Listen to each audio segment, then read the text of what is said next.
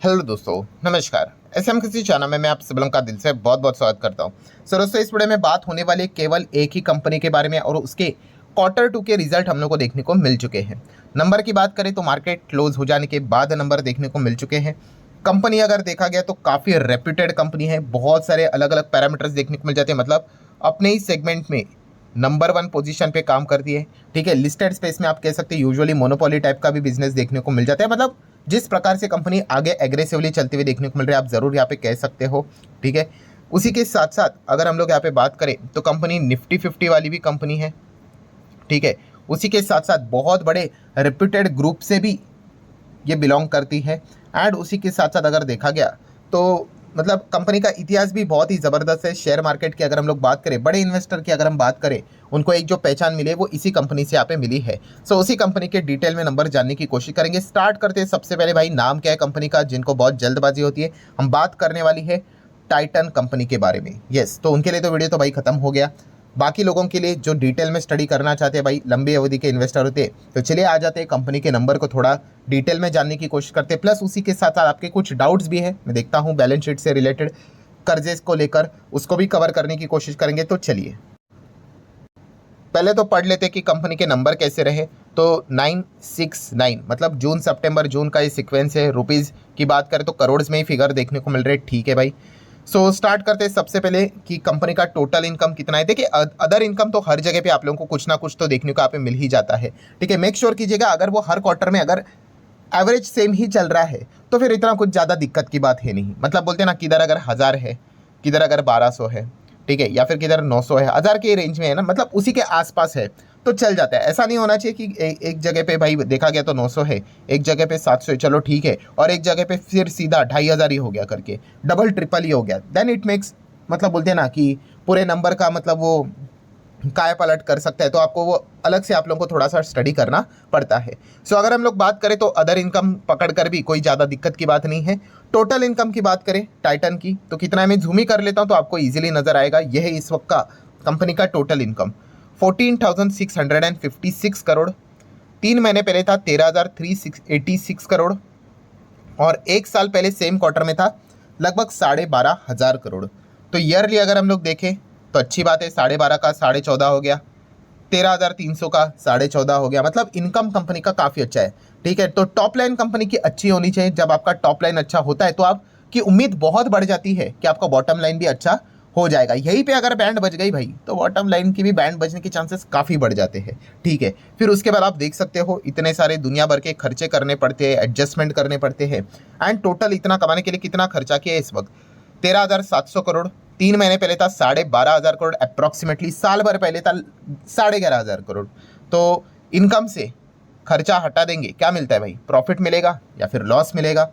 ठीक है, तो कंपनी तो प्रॉफिटेबल ही है, बट टैक्स देने के पहले का प्रॉफिट है, कितना प्रॉफिट है, 947 करोड़ का प्रॉफिट है इस वक्त का।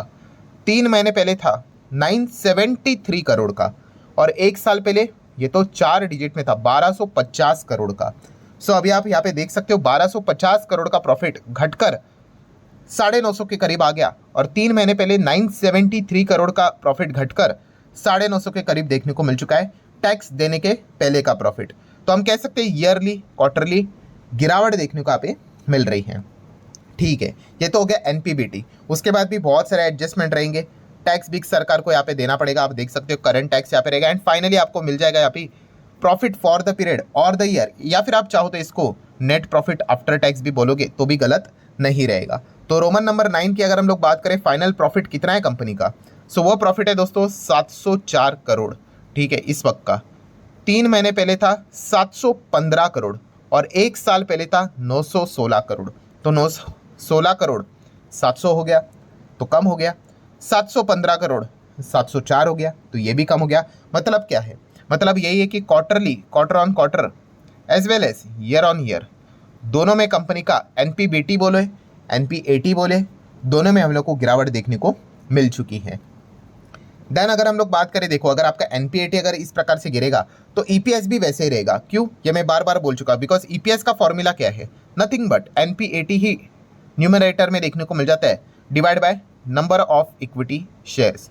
ठीक है, तो अगर आपका एनपीएटी गिरेगा तो उसी हिसाब से आपका ईपीएस भी मैच ही करते हुए देखने को मिल जाता है। हाँ, कभी कभी चेंज कब होता है, कि अगर नंबर ऑफ शेयर्स में अगर चेंज हुआ तो नंबर ऑफ शेयर्स में कैसे चेंज होता है, कभी बोनस दिया, बायबैक दिया, स्प्लिट दिया, ठीक है, या फिर ईसॉप दिया, तो फिर वो कभी चेंज हो जाता है, बट उसके लिए आपको डाइल्यूटेड देखना पड़ेगा। बेसिक ईपीएस तो हम लोग को वैसे भी नीचे आते हुए देखने को मिल जाता है। तो चलिए आ जाते हैं नॉर्मल ईपीएस की ओर। तो आप देख सकते हैं ये अर्निंग पर शेयर आपके सामने रखा हुआ है, कितना है इस वक्त का 7.94। थोड़ा सा प्रॉपरली मैच कर लेता हूँ इसको, 7.94।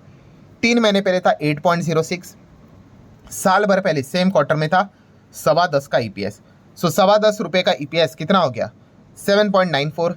8 का ईपीएस कितना हो गया 7.94। तो वही चीज़ सेम यहाँ पे रह चुकी है। कंक्लूजन क्या है, कंपनी का प्रॉफिट टैक्स देने के पहले भी क्वार्टरली ईयरली डाउन ही रहा है, कंपनी का एनपीएटी भी क्वार्टरली ईयरली डाउन ही रहा है, एंड कंपनी का फाइनली ईपीएस भी क्वार्टरली ईयरली डाउन ही देखने को यहाँ पे मिल चुका है।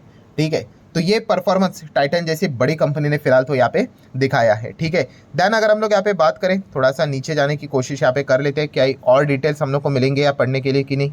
कंसोलिडेटेड नंबर्स को तो हम लोगों ने पढ़ लिया। ठीक है, तो और डिटेल्स मतलब कौन सा, सेगमेंट वाइज रेवेन्यू। ठीक है, सेगमेंट वाइज रेवेन्यू मतलब क्या है कि टाइटन कहाँ से कमाई करती है। ठीक है, उसके अलग अलग पिलर्स होते हैं कि नहीं। ठीक है, तो जैसे कि टाइटन का सबसे बड़ा पिलर कौन सा है, तो वो होता है ज्वेलरी। ठीक है, तनिष्क ब्रांड आपने सुना होगा, वहाँ से ही वो कमाते हैं। प्लस उसी के साथ साथ चश्मे का भी ब्रांड है इनका, टाइटन आई केयर करके। घड़ी का भी बिजनेस है इनका, फास्ट ट्रैक, सोनाटा, टाइटन, वहाँ से भी कमाते हैं। सो चलिए देख लेते हैं कि कंपनी ने कहाँ से कितना कमाया करके। तो आप देख सकते हैं, देखिए सेगमेंट वाइज रेवेन्यू आपको मिल जाएगा। तो सबसे पहले वॉच एंड वेयरेबल्स 1300 करोड़ कमाया है, 1000 करोड़ पहले था, उसके पहले भी 1000 करोड़ के आसपास था। तो वॉच एंड वेयरेबल की बात करें तो अच्छा खासा सेल्स इस क्वार्टर में टाइटन यहाँ पे किया है। देन ज्वेलरी की अगर हम लोग बात करें 12.5, 11,800, 11,000। ठीक है, तो यहाँ पे भी अच्छा परफॉर्मेंस है। नो डाउट बहुत सारे नोट्स बीट्स रहते हैं, आप चाहो तो उनको भी पढ़ सकते हो। आई केयर की बात करें, चश्मे का ब्रांड 200 करोड़, 210 करोड़, 189 करोड़, ठीक परफॉर्मेंस चल रहा है। लेंसकार्ट यहाँ पे ज़बरदस्त टक्कर देता है इनको, एंड अभी और भी इनके अदर बिजनेसेस हम लोग को देखने को मिल जाते हैं।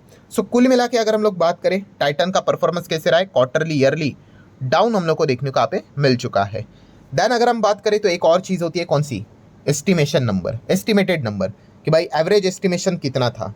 तो एवरेज एस्टिमेशन की बात करें तो जो है हम लोगों को प्रॉफिट देखने को मिल चुका है, जो कि कितना है इस वक्त का, जो कि हम लोगों ने अभी अभी यहाँ पे चेक किया था, 704 करोड़ था। एवरेज अनुमान था दोस्तों कि यहाँ पे 900 के करीब होना चाहिए था। कुछ लोगों ने तो 800, 850 भी बोल दिया था, वो भी अगर हम लोग पकड़े तो भी आप देख सकते हैं तो 700 के रेंज में देखने को मिल रहा है। एंड इसलिए आप देख सकते हो बहुत सारी जगह पे आपको ये ज़रूर देखने को मिलेगा कि कंपनी का प्रॉफिट फॉल तो हुआ है, बट एस्टीमेट को मिस कर दिया है। ठीक है, बहुत सारे वो ड्यूटी बीटी की चीज़ें भी हम लोग को देखने को मिल चुकी है, वो सारी चीज़ें पकड़ कर ही एस्टिमेशंस कैलकुलेट किए जाते हैं, बट वो हम लोग को मिस होते हुए देखने को मिल चुका है। देन अगर हम लोग बात करेंगे बैलेंस शीट रिजर्व्स, तो ठीक है, एक डाउट यहाँ पे पूछा जा रहा है, कर्जा। पहले तो कंपनी के ऊपर कोई इतना खास कर्जा था नहीं, डेट फ्री थी ऑलमोस्ट। अभी 3,302 करोड़ का कर्जा देखने को यहाँ पे मिल रहा है, लॉन्ग टर्म बोरिंग देखने को यहाँ पे मिल रहा है। ठीक है, तो ये कर्जा कहाँ से हम लोग को यूजुअली जनरेट होते हुए देखने को यहाँ पे मिल चुका है।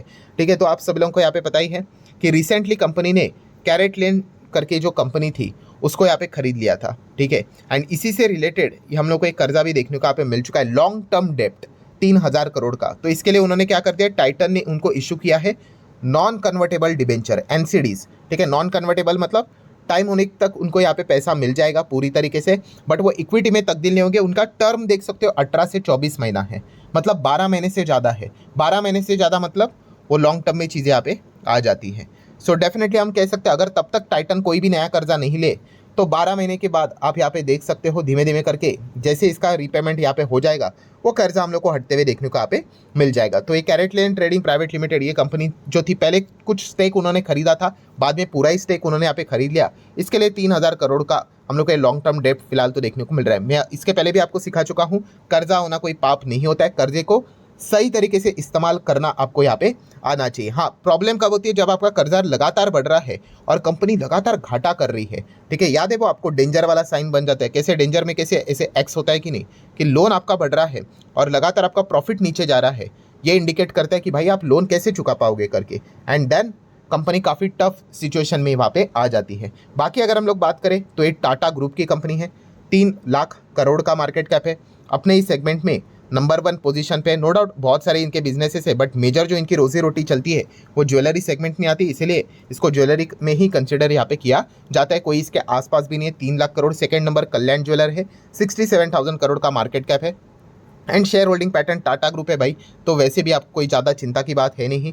FSDS भी है, पब्लिक भी आपको देखने को मिल जाते हैं। सो कुल मिला के अगर हम लोग बात करें तो कंपनी तो डेफिनेटली अच्छी यहाँ पे रहती है, ठीक है। बट येस, इस वक्त के नंबर्स की अगर बात कर ले तो quarter on quarter as well as year on year हम लोग को गिरते हुए देखने को मिल चुके हैं, इंक्लूडिंग एस्टिमेशंस भी मिस होते हुए देखने को मिल चुके हैं। सो कल के दिन क्या कंपनी की पिटाई होगी या नहीं होगी, वो एक देखने वाली बात होगी। बट अच्छी बात कौन सी होती है इस कंपनी की, यस, इनका एवरेज परफॉर्मेंस काफ़ी अच्छा होता है भाई, ठीक है भाई। इस वक्त नहीं खेला अच्छा, 20 रन ही बनाकर आउट हो गया, 10 रन बना के आउट हो गया, बट एवरेज अगर आप चेक करोगे तो 55 का एवरेज है भाई क्रिकेट की अगर हिसाब से बात करें तो अच्छा प्लेयर है। बट यस, अभी के फिलहाल की सिचुएशन के हिसाब से बात करें तो थोड़ा सा डिसअपॉइंटेड ही परफॉर्मेंस देखने को मिल चुका है। बट इसका अर्थ ये नहीं कि भाई प्लेयर को टीम से ही निकाला जाए करके। सो काफ़ी डिसेंट कंपनी है। आशा करता हूँ आपको ये नंबर्स इजीली समझ में आए होंगे, आपके डाउट क्लियर हो गए होंगे। तो आप चाहो तो इसको थम्स अप दे सकते हो। मिलते हैं नेक्स्ट वीडियो, तब तक के लिए बाय बाय।